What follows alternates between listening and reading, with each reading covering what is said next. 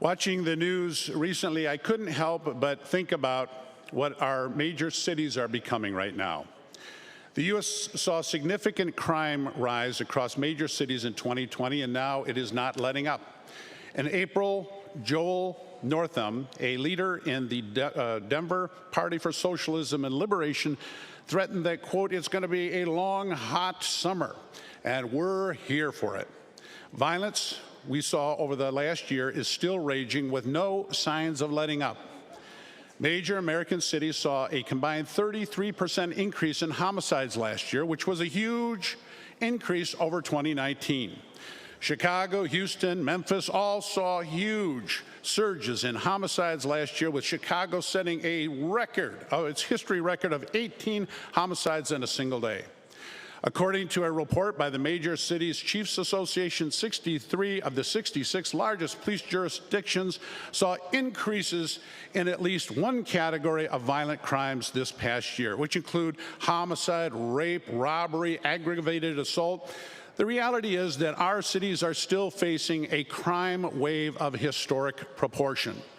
Oakland, California, Portland, Oregon, Tampa, Florida, all have seen violence in recent weeks. Portland, in particular, is starting to accept rioting. It's a regular part of the life. The Oregonian reported that downtown Portland, once a thriving tourist center, is now rife with smashed windows, graffiti, trash, boarded up windows. Wow!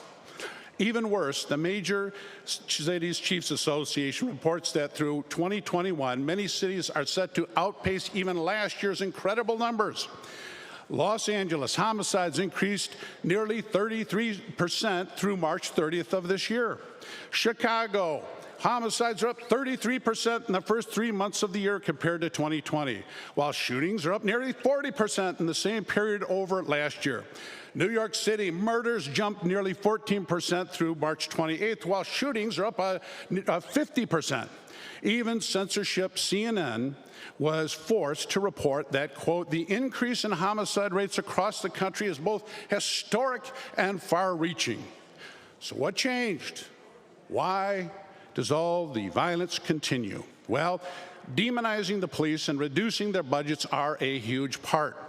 Cutting police department budgets was all the rage in 2020. Austin cut $150 million, Seattle $2.5 million, New York City over $1 billion, Los Angeles cut $150 million, San Francisco $120 million, Oakland cut $14.6 billion, and we can go on and on.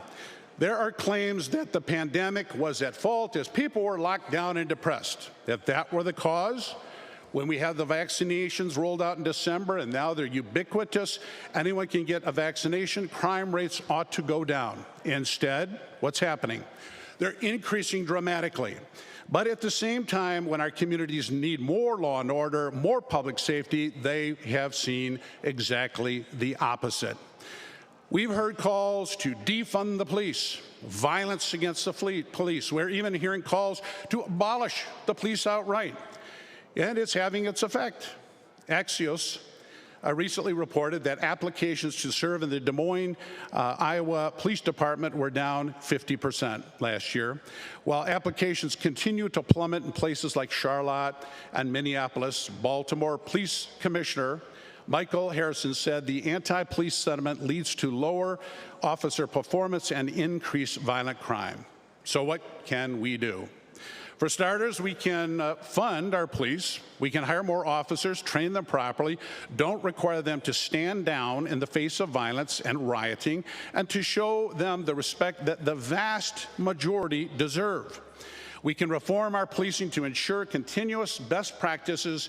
We can stop electing prosecutors who prefer catch and release to safety and law and order.